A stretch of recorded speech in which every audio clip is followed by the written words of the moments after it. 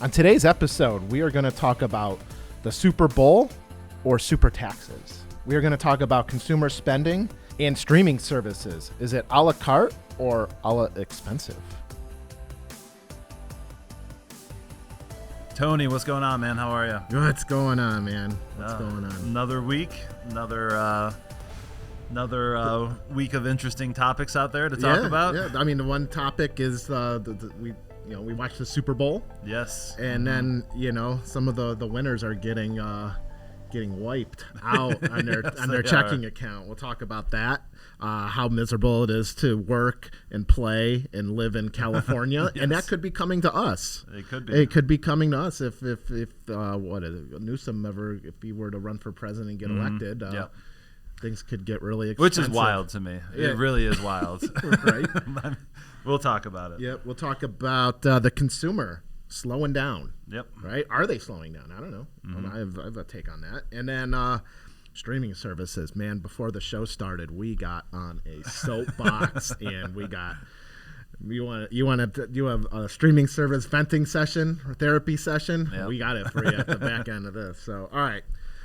California is what a place. Yeah, it really is, man. What a it place. Really, really is. I saw this. Actually, one of our buddies sent it to us too. But basically, the gist of it, coming off the Super Bowl, one of the snooziest Super Bowls I've ever seen. I kind of lost the interest first three. Almost the immediately. 3 quarters were, but after that, the game was almost over, so it was irrelevant what was happening.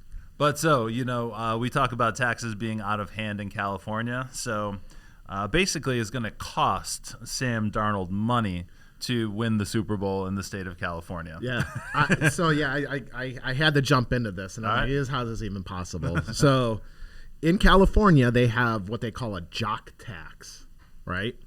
And that tax is over 13%. So let's just use round numbers. It's like 13.3, but it's 13%. Then I'm like, okay, how did this happen? Like, why is he going to have to pay like over $250,000 in taxes? And he made a bonus of $178,000 for winning the Super Bowl. It's like the collective bargaining agreement. Like everyone gets a check for $178,000 or something, right? But he owes taxes of $280,000. How's that even possible, right? All right, so they looked at it and said, all right, Sam Darnold works about 200 days out of the year. Roughly, training camp and, games and prep and all this stuff, right? But he makes $50 million a year, so I don't feel too bad now. He makes $50 million a year. He was in California for the Super Bowl for roughly 8 days. Yep. So you do the math on that, it's like 4.5% or something of the days he worked. 4.5% of $50 million is like $2.5 million. Yep. Supply a 13% tax on that. That's how you get to $250. All right, and then he got his bonus. He's gonna pay taxes on his bonus too. Yep. because it happened in California. Like a professional athlete, man, their taxes are wild. Because as you play a game. In most states, like you have to every state you go to play in, like an away game, like you owe taxes because you made money that day in that state. Exactly, it's insane. You get a 1099 essentially. Yeah. Yep, for that game check where you were. Mm-hmm. Yep. So, but anyway, I mean, dude, that's insane. Yeah, that's just the state of California tax too. That's not even accounting for any other taxes that he's paying. Yeah, that's just the state of California. Yeah, he's losing money on taxes to the state of California. It is wild, and there's many other stories. I just saw something about why am I blanking on his name? The Rams quarterback. Goff? No, Darnold. Not Darnold. Hang on. Why can't I think of this guy's name? I can see Matt Stafford. Yes. Yeah. So Matt Stafford, he's in the $40-50 million club too, and he's living in California. He plays for the LA Rams. He's taking home after all of his fees are taken out and all the taxes. He's only taking about 40% of his overall check. So if he's making $50 million, he's only taking home 20. Wow. and then they're still broke. How's California still? That is the point. They're broke. They're in massive debt. Everything they do is just a giant money suck, and they have these out of control taxes. Zuckerberg just moved out of the state too. Yeah, he's not the first. I mean, No. Elon moved. Yep. Right, and I mean, so I don't know why they're not screaming from, somebody like Zuckerberg. I know Elon kind of did. He's like screaming. He's like, I'm out of here. And anyone that stays, you guys are stupid. Yep. Right. But I mean, think about like all the taxes that the state is losing, and they're like, oh, we'll just tax the other people more. And like, Right. you're going to get like, I mean, that's why, you have somebody like, like President Trump's idea is like, I'm actually going to lower taxes to generate more wealth. Exactly. Like if you have more money in your pocket, odds are you're going to spend it. Right. So when you're taking it away from people, they get irritated. And the fact that, I mean, you just use Stafford as an example, 60% tax. Jesus. Anyway, I don't know, man. I hope that I don't know who's going to run on the Democratic side in a couple of years, but holy bananas, dude. I hope it's not him. I feel like I've just been turned into like a super old person over the last like 3 years. Yeah, I mean, like you don't even have to get into any issues. They can't even run estates with their democratic policies. They're sending everyone away while the state is going bankrupt. Yeah, like what else do you really need to know? Right. Moving on though, but I find it fascinating that the dude lost money. Yep. I mean, I'm sure he wanted that ring more than anything else, right. and but the fact that he's making $50 million a year when he almost got boot, he was a backup, he got drafted high, and then he was a backup, and now he's. I don't know, man. Well, he's going to get a new contract, and it's going to be a lot of money. Yeah. It's going to be sick. Yeah, good for him. And maybe he can spend some of that since the consumer. You should move to Ohio, man. Like, just you set up shop in Ohio. It's cheap out here. But seriously, I mean, like the difference in your take-home pay if you are an athlete in like Florida or Texas versus California. Or New York or Chicago, Illinois, it's astronomical. The difference. It is millions and millions of dollars difference.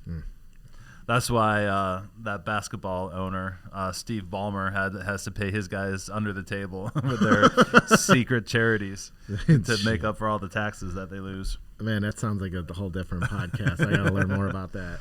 All right. Another thing is we saw Kawhi Leonard. Yeah, Kawhi Leonard, yeah, okay. Google that. All right. Is the consumer slowing? So I think you saw this the other day, and are they?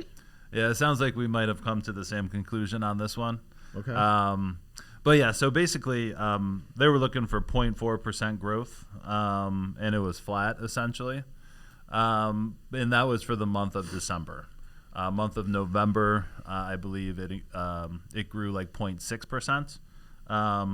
However, that December obviously encompasses a lot of the Christmas sales and stuff.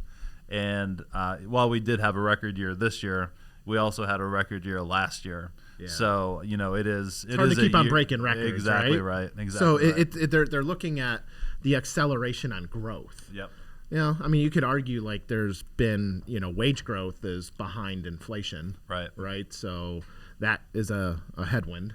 Right. For sure. But we kind of look at it this year in 2026 could be the year of the consumer. Mm-hmm. As I chirp with our CPAs in the office that are doing client taxes and things like that, I am asking, they're saying, man, there's going to be, I think a lot of people are going to be surprised on the returns that they get, and I think you got, was it Bassin? He's coming out and saying, everyone's getting like an average of $2,000, I mean, depends on what tax bracket you're in, but still there's money being pumped into the economy, right? And I don't care what level it's coming on. We talked about taxes an episode or two ago. What are these tax breaks? Who are they helping, right? So the 2026 tax returns are going to be higher for most people. The job numbers came in today. And again, there was 140 130,000 jobs created, and that was 60 or 70,000 over the estimate. So it was a banner number, and we still grew those jobs after shrinking the government jobs by 40,000. Yep, which is awesome. So that, I mean, the government is shrinking, and and that's less taxpayer dollars. But there are 7 million job postings available. Maybe half of them are real. The other half might just. You have to post jobs to show that you're not dying, or an illusion of you're hiring, but you're really not. So maybe there's half of that. There's still jobs. Unemployment went down. So the economy, in our view, is still strong. Earnings growth is still strong. There are jobs available, and the consumer's slowing. I think, like you said, like the headline catches your attention. But it's hard to break records every single year. Yep. Right. That's the thing. It's about It's about acceleration growth. So, my key takeaway from this was, there are other headwinds. There is still inflation out there.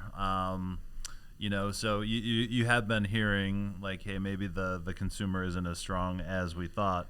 And then your focus turns to jobs. But like Tony just said, we just had a really pretty good jobs number.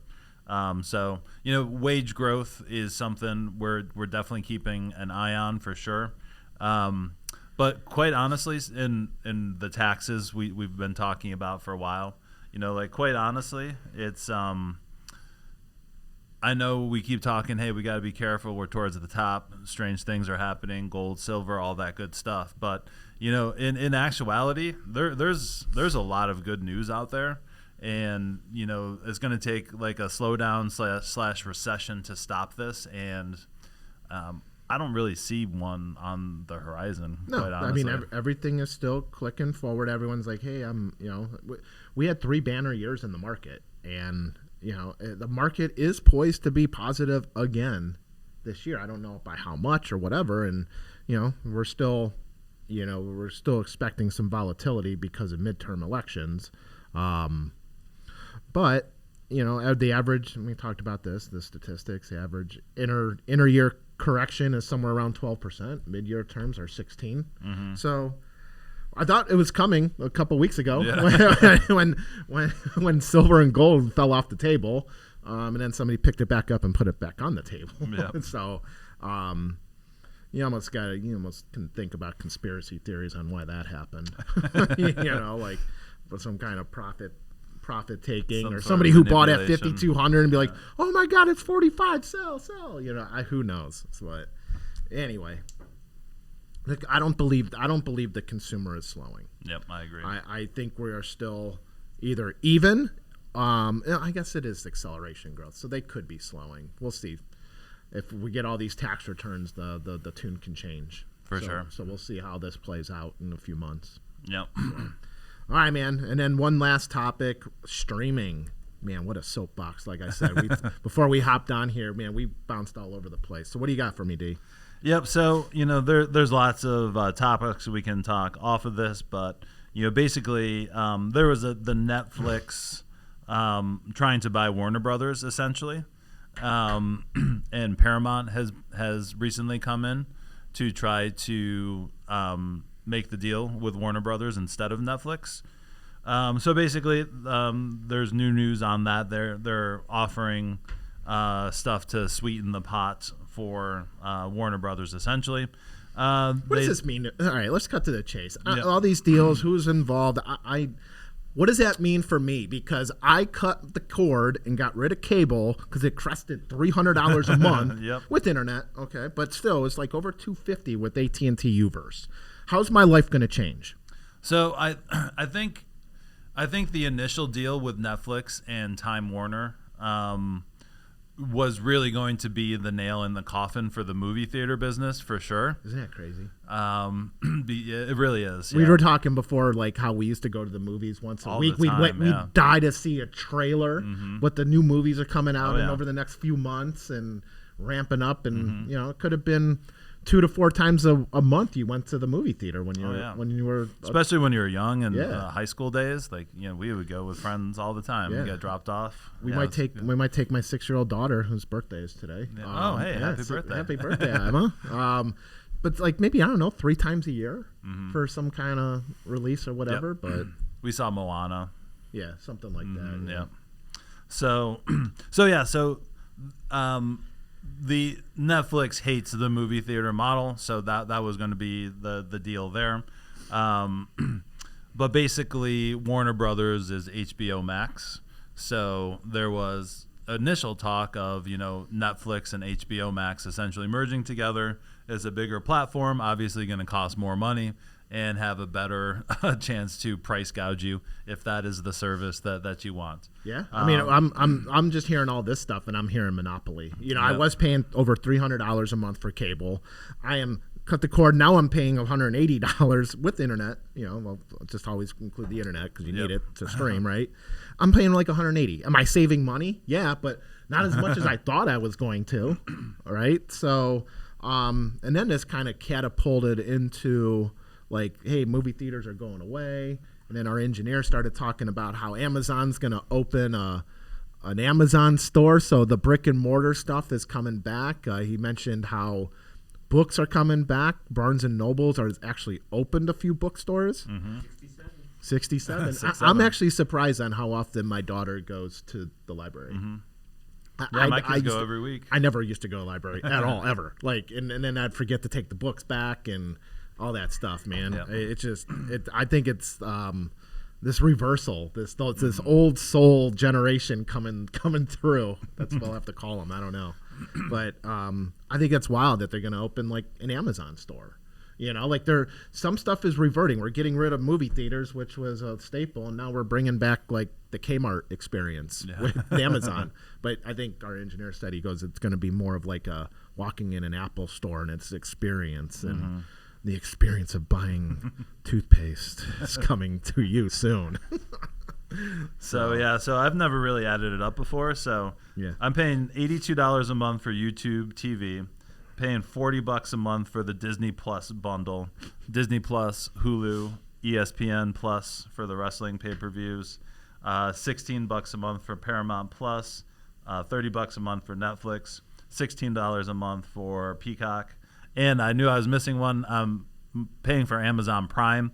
I just look at that as a sunk cost now. You just get that service for free. Yeah, if you want your stuff delivered to you. Yeah, exactly. If you want it delivered every day. If you want that, you got to have Prime, right? Yeah, so that's $183 right there. So, I'm definitely spending more than I used to spend just on DirecTV. Yeah. When the Sunday Ticket moved from DirecTV to YouTube TV, that's when I officially cut the cord.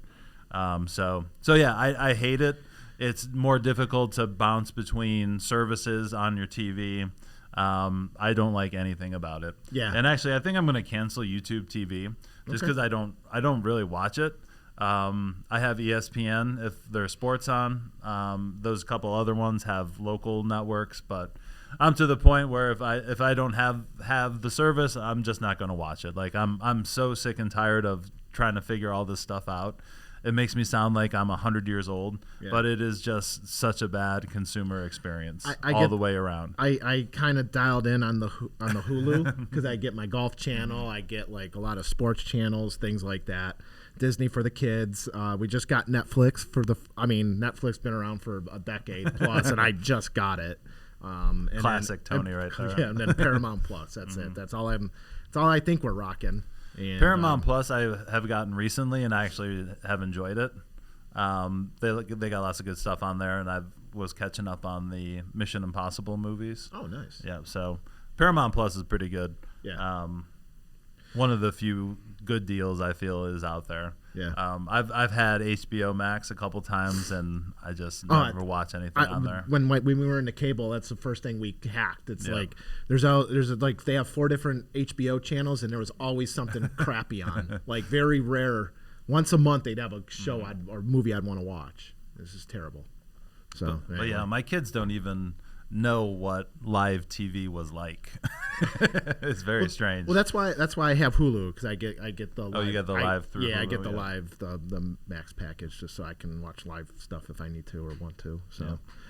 All right, man, let's wrap this up. Good stuff. Well, thanks for listening this week. If you guys have questions, ideas for shows, hit us up at info@swpconnect.com, and we'll talk to you next week. The opinions expressed in the podcast are for general informational purposes only and are not intended to provide specific advice or recommendations for any investment, legal, financial, or tax strategy. It is only intended to provide education about the financial industry. Please consult a qualified professional about your individual needs.